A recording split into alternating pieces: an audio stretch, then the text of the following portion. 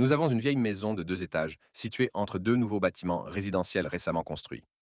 Comme on peut le voir, le sol sous les fondations de la maison s'est affaissé sur tout le périmètre, à l'exception de la partie où se trouve le sous-sol, qui est creusé à une profondeur de 2 mètres. Il ne s'agit pas d'une excavation, mais de ce qui semble être des vides naturels.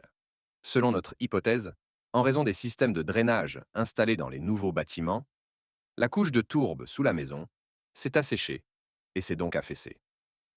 Cependant, ce n'est qu'une hypothèse. Pour renforcer la fondation, il a été décidé de forer des puits sous la maison et de couler des pieux sous la fondation.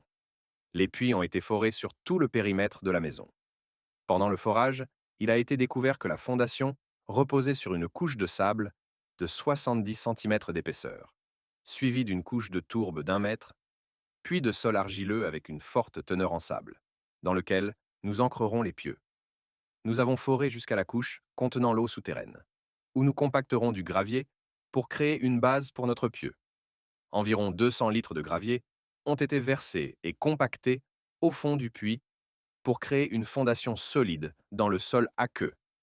Puis, nous avons laissé reposer pendant 3 jours et répété le remplissage de gravier et le compactage juste avant de couler le béton. Les semelles des fondations sont fabriquées en mousse de polystyrène extrudé. La semelle a une inclinaison d'environ 60 degrés pour permettre à la terre de s'effondrer lors de l'excavation. La semelle a également une découpe pour la fondation, qui sera scellée avec le plan de la fondation à l'aide de mousse de montage, et un espace est laissé pour le coulage du béton. Les semelles ont été installées, mouillées à l'eau pour compacter le sol, préparées pour le forage, et nous avons commencé le forage. Nous avons foré un puits de 2 mètres de profondeur pour atteindre le sol contenant de l'eau souterraine, mais le forage manuel n'était plus possible. Nous avons donc commencé à insérer et à compacter du gravier dans le sol mou pour créer une base sur laquelle le pieu reposera. De cette manière, nous avons coulé 16 pieux en béton armé le long de la maison. Une fois que le béton a durci, nous avons commencé à compacter le sol directement sous la fondation sur tout le périmètre, en remplissant et en compactant du gravier le long de la fondation.